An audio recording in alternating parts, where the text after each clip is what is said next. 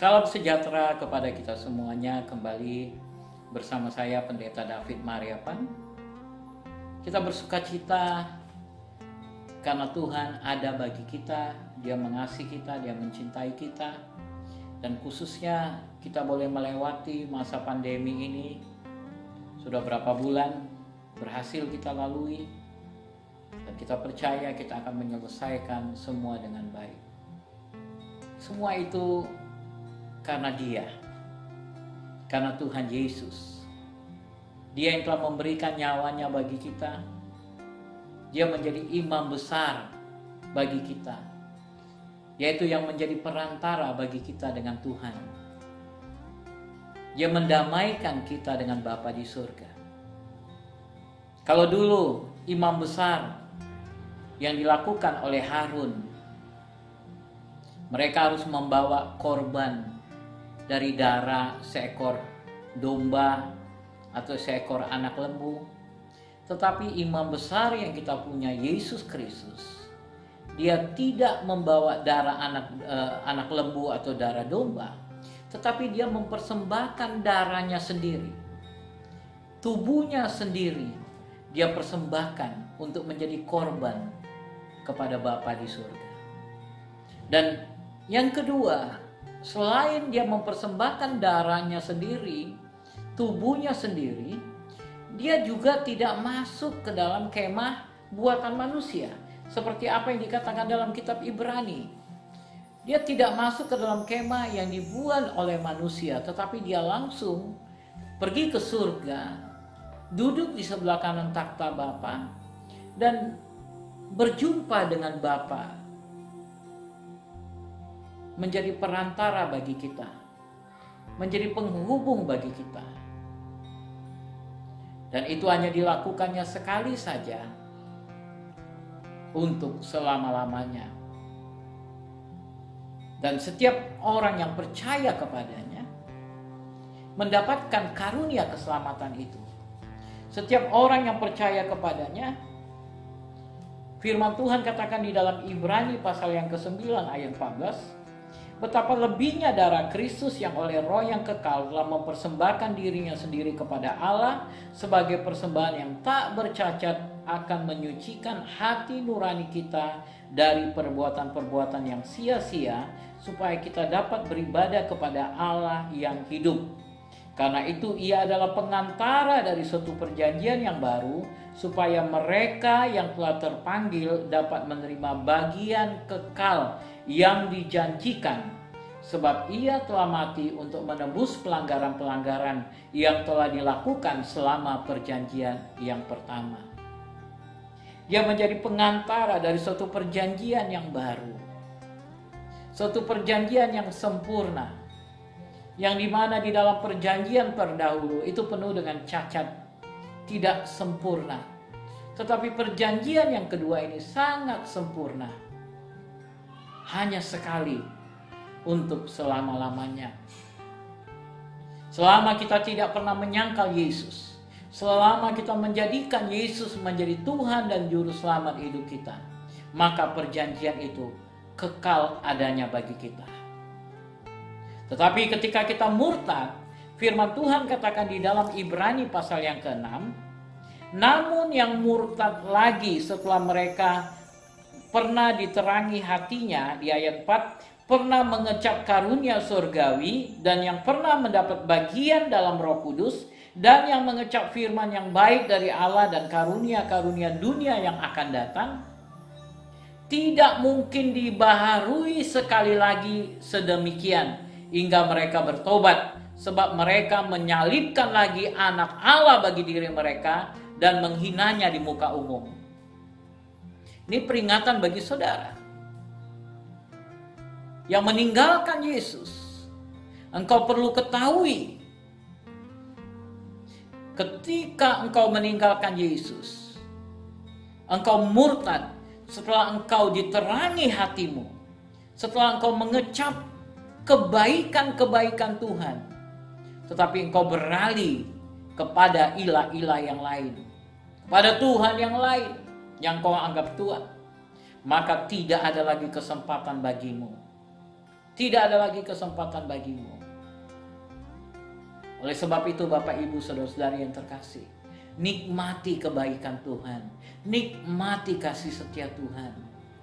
Jangan kau khawatir dengan jalan hidupmu. Tuhan ada di pihakmu. Yang kau perlu lakukan adalah fokus kepada panggilannya. Fokus kepada apa yang dijanjikan. Engkau tidak usah fokus kepada kelemahan-kelemahanmu. Karena Yesus tidak lagi fokus kepada kelemahan-kelemahan saudara. Di dalam Ibrani pasal yang ke-9 dikatakan, korban dan persembahan tidak engkau kendaki, tapi engkau telah menyediakan tubuh bagiku. Tubuh bagiku. Jadi tubuh Kristus itu menjadi korban yang sempurna.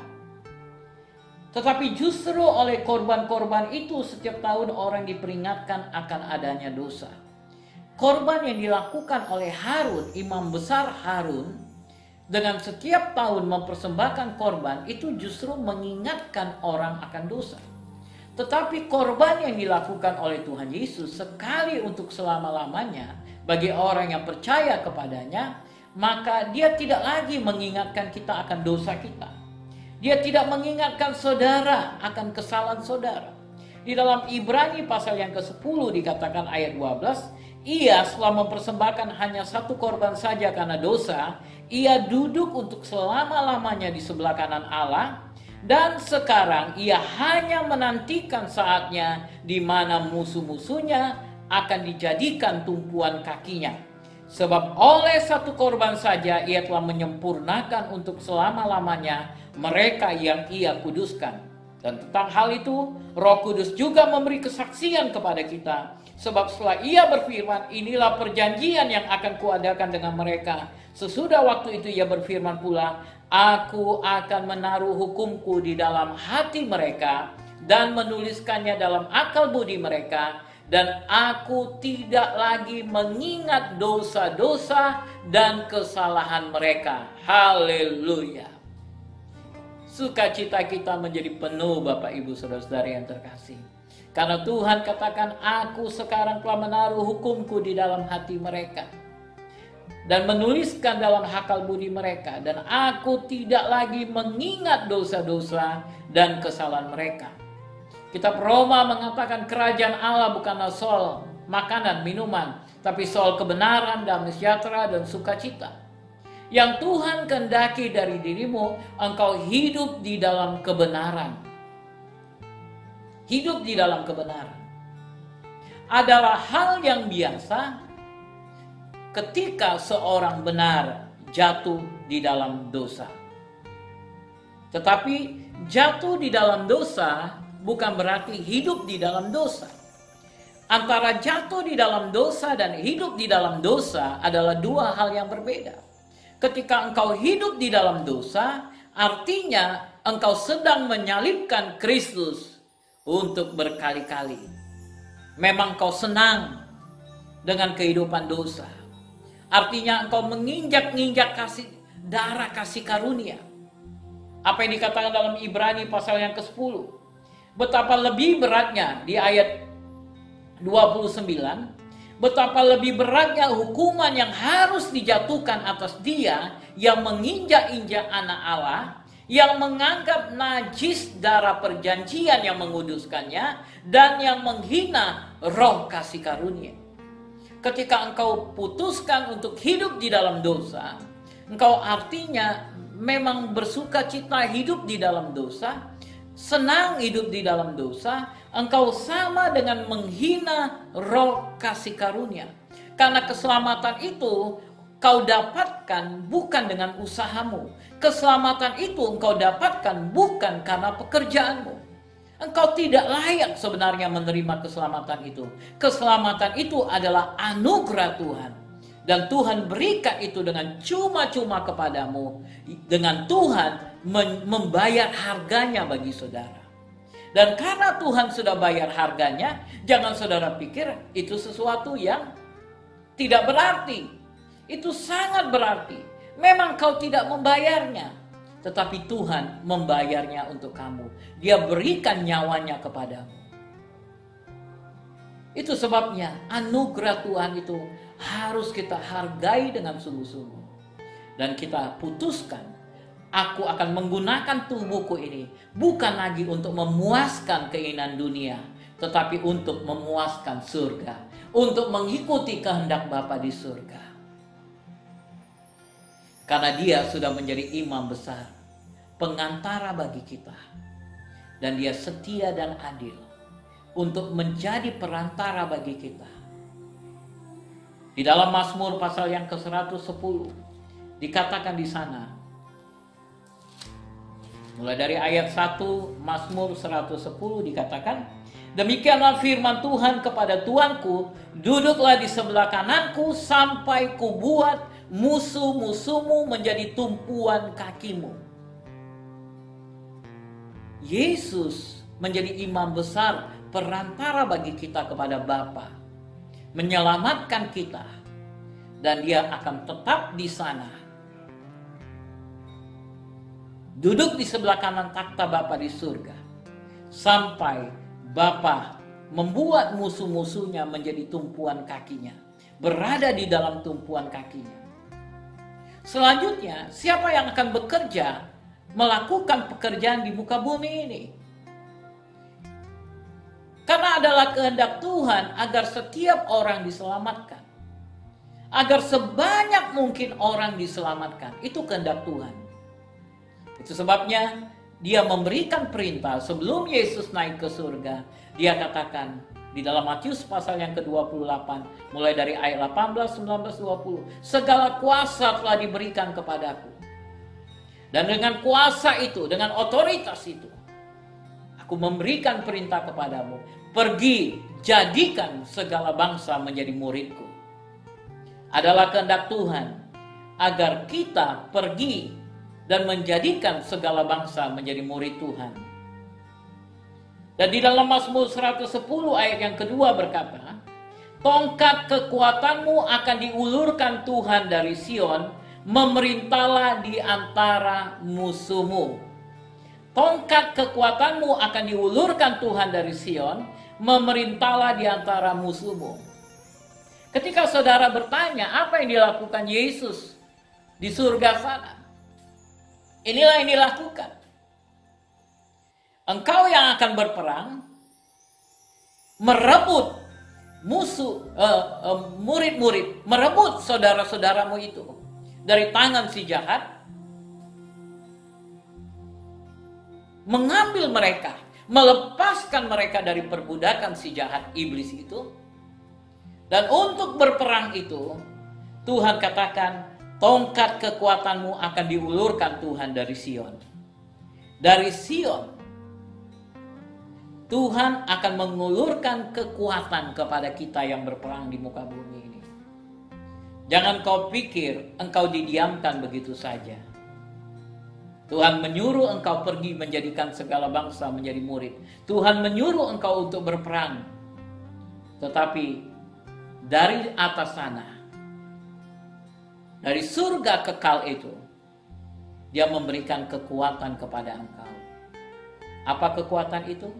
Kekuatan yang dimilikinya pada waktu dia ada di muka bumi ini, yang menjadikan dia manusia sakti, yang menjadikan dia manusia super ketika dia ada di muka bumi ini.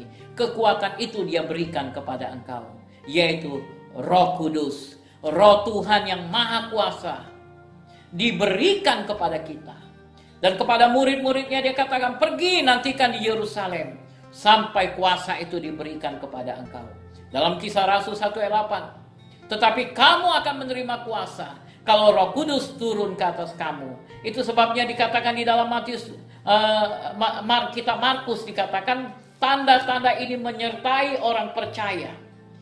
Mereka akan mengusir setan-setan demi namaku. Mereka akan berbicara dalam bahasa-bahasa yang baru bagi mereka. Mereka akan memegang ular, dan sekalipun mereka minum racun maut, mereka tidak akan mendapat celaka. Mereka akan meletakkan tangannya atas orang sakit, orang itu akan menjadi sembuh. Apa yang Kristus lakukan ketika dia masih di muka bumi ini, akan juga engkau lakukan untuk membawa jiwa-jiwa itu datang kepada Kristus. Engkau membutuhkan Roh Kudus di dalam pelayanan di muka bumi ini. Dan Roh Kudus diberikan bukan hanya kepada orang-orang tertentu saja. Kalau di dalam perjanjian lama kita tahu Roh Kudus diberikan hanya kepada orang-orang tertentu. Tetapi di dalam perjanjian baru ini, dengan perjanjian baru yang Tuhan buat ini, dengan menjadikan Yesus menjadi imam besar yang agung itu, imam besar agung itu mengulurkan tongkat kekuatan kepada kita. Dan tongkat kekuatan itu adalah Roh Kudus yang Maha Kuasa. Roh Kudus yang Maha Kuasa diberikan kepadamu, yang akan membuat engkau berjalan dalam penuh kemenangan di muka bumi ini. Dari hari ke hari, engkau melakukan seperti apa yang Kristus lakukan. Hidupmu bukan lagi untuk mencari hal-hal duniawi, tetapi hidupmu adalah untuk memuliakan Bapa di surga. Gunakan kuasa.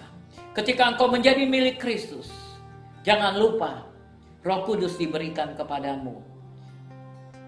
Undang Roh Kudus itu untuk masuk dan tinggal dalam dirimu.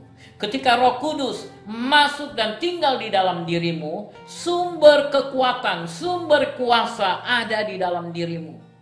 Dan ketika Roh Kudus itu ada bersamamu, ketika engkau melihat orang sakit, engkau cukup letakkan tanganmu atas mereka dan berkata, jadilah engkau sembuh di dalam nama Yesus, maka orang itu akan sembuh.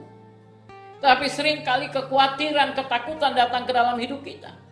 Apakah bisa aku melakukan? Bukankah itu tugas para hamba-hamba Tuhan? Tugas kami para gembala adalah seperti apa yang dikatakan Efesus pasal 4 ayat 11, 12, 13. Melatih saudara untuk mendapatkan pengertian, pemahaman tentang tugas panggilan saudara. Kami adalah rekan sekerja Allah.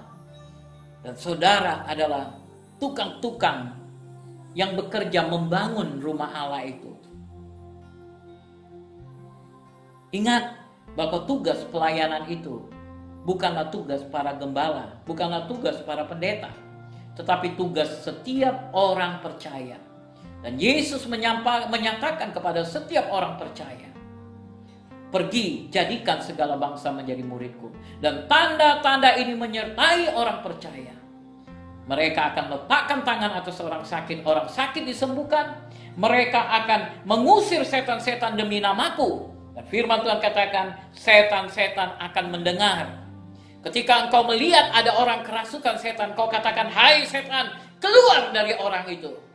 Maka setan itu harus mendengar. Bukan karena kehebatanmu, tapi karena nama Yesus yang kau pakai. Sama seperti ketika Musa bertanya kepada Tuhan. Tuhan, ketika mereka bertanya kepadaku, siapa yang mengutus kamu? Nama apa yang mau kusebut? Tuhan katakan, Shem Hashim.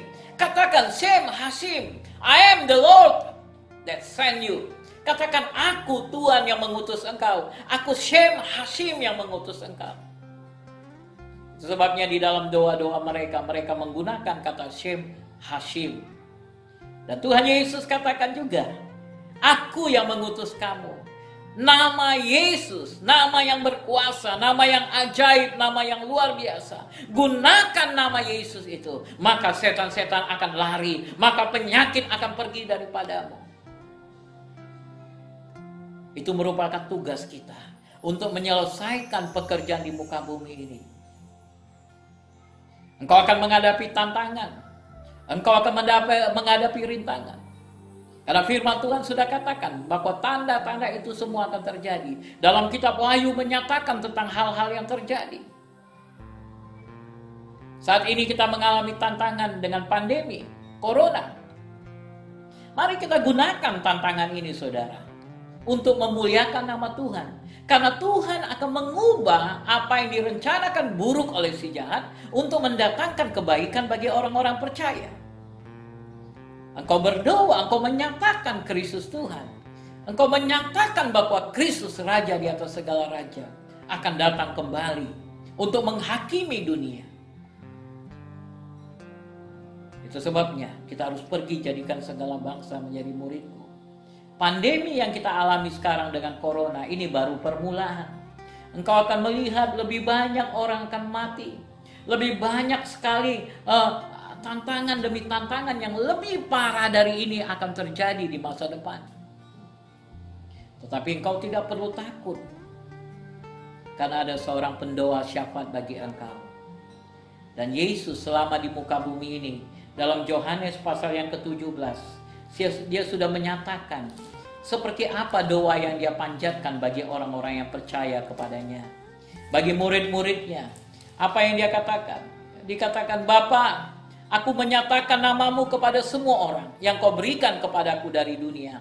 Mereka itu milikmu dan kau telah memberikan mereka kepadaku, dan mereka telah menuruti firmanku. Ayat 9 Yohanes 17, aku berdoa untuk mereka, bukan untuk dunia aku berdoa. Haleluya. Yesus katakan, bukan untuk dunia aku berdoa, tetapi aku berdoa untuk murid-muridku. Apakah engkau murid Kristus? Kalau engkau murid Kristus, engkau tahu ada seorang pendoa syafaat di atas sana. Imam besar yang agung, perantara antara kita dengan Bapa, berdoa untuk engkau. Dia katakan, aku berdoa untuk mereka, bukan untuk dunia aku berdoa, tapi untuk mereka yang telah engkau berikan kepadaku, sebab mereka adalah milikmu. Ayat 12.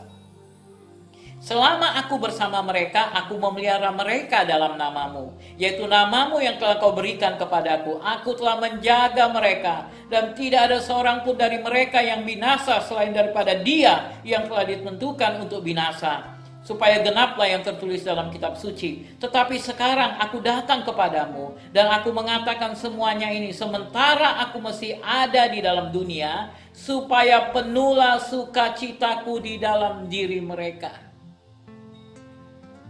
Mengingatkan murid-muridnya bahwa bukan hanya sekarang aku akan berdoa, tapi aku akan mulai berdoa dari sekarang.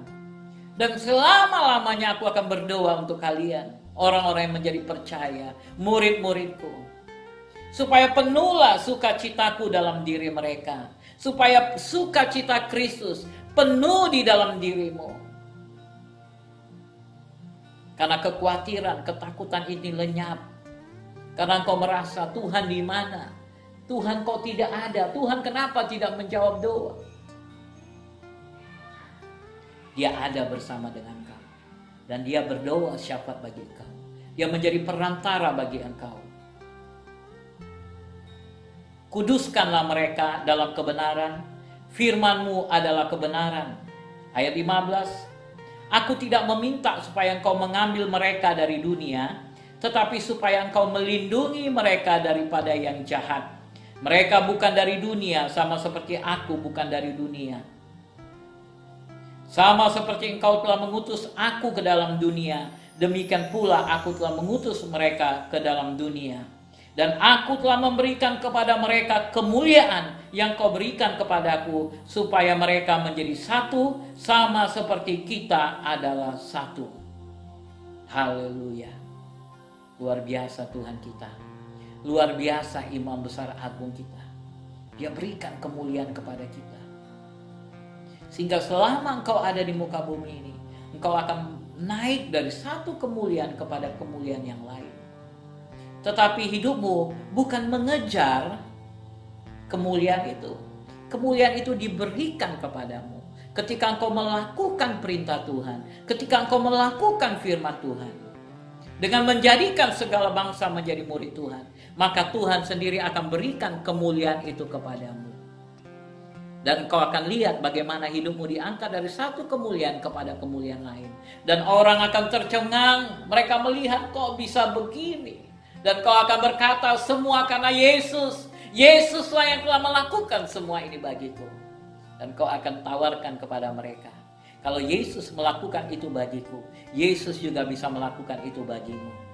Dan kau bisa buka hati mereka untuk menerima Yesus.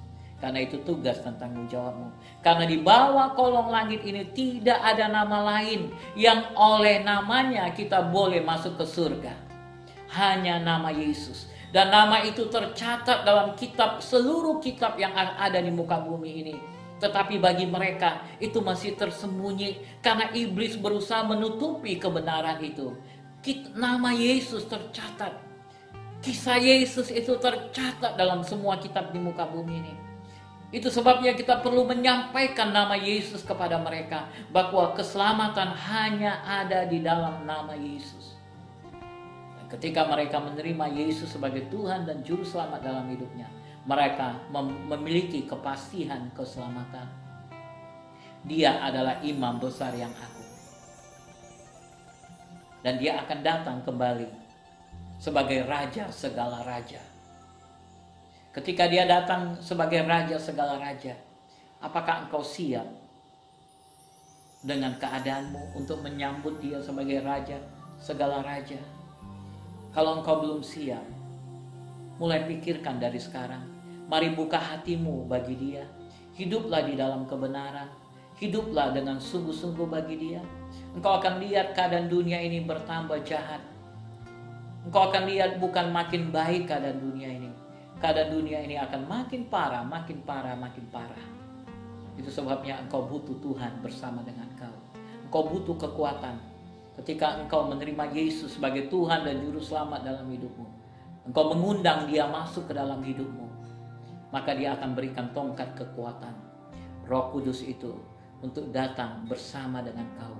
Dan ketika Roh Kudus itu datang, dia akan menuntun kau masuk ke dalam seluruh kebenaran dan menunjukkan jalan yang sebenarnya kepadamu. Dan kau akan tiba di penghujung jalan itu dengan selamat, dengan mendapatkan semua yang Tuhan janjikan kepadamu. Haleluya. Tuhan mengasihi engkau, saudaraku. Kalau ada di antara saudara yang pada hari ini mendengar firman Tuhan ini, dan kau belum buka hatimu bagi Yesus, inilah kesempatan untuk kau buka hatimu bagi Yesus. Undang dia. Mari naikkan doa yang seperti yang saya ucapkan. Katakan bersama-sama. Tuhan Yesus, pada hari ini aku telah mendengar firman-Mu. Dan aku percaya bahwa Engkau Tuhan yang telah datang ke dalam dunia, mati di atas kayu salib, menggantikan aku, menjadi tumbal karena aku, untuk menyelamatkan aku. Aku percaya, dan hari ini aku mau buka hatiku untuk menerima Engkau menjadi Tuhan dan Juru Selamat bagi hidupku. Mari masuk dan tinggallah dan berkuasalah atas hidupku. Ampuni aku dari setiap dosa dan pelanggaran yang pernah aku perbuat. Sucikan aku dengan darah-Mu yang berkuasa, dan penuhkan aku dengan Roh Kudus. Amin. Saya berdoa untuk saudara. Tuhan, aku berdoa untuk setiap anak-anak-Mu yang mendengarkan firman-Mu pada hari ini, dimanapun mereka berada, yang sudah menjadi milik-Mu. Biarlah penuh sukacita mereka pada hari ini, karena mereka tahu bahwa imam besar yang agung, yaitu Tuhan Yesus, ada bagi mereka, berdoa syafaat untuk mereka, dan memberikan kekuatan kepada mereka untuk menjalani hidup yang penuh kemenangan di muka bumi ini. Berkati mereka, Tuhan. Dan kalau aku berdoa juga bagi mereka yang mungkin baru pertama kali membuka hatinya bagi Yesus, Tuhan Yesus, biarlah pada hari ini Engkau datang dan memenuhi mereka. Terimalah mereka menjadi milik kepunyaan-Mu. Jadikan mereka menjadi anak-Mu, dan Engkau menjadi Bapa bagi mereka. Ulurkan tangan-Mu dan berikan tongkat kekuatan itu kepada mereka, Roh Kudus itu kepada mereka, di dalam nama Tuhan Yesus. Amin. Amin. Saya ucapkan selamat bagi saudara yang menerima Yesus sebagai Tuhan dan Juru Selamat. Selamat datang di dalam kerajaan surga, di dalam kerajaan Kristus, dan terima kemenangan bersama dengan Tuhan. Tuhan memberkati. Shalom.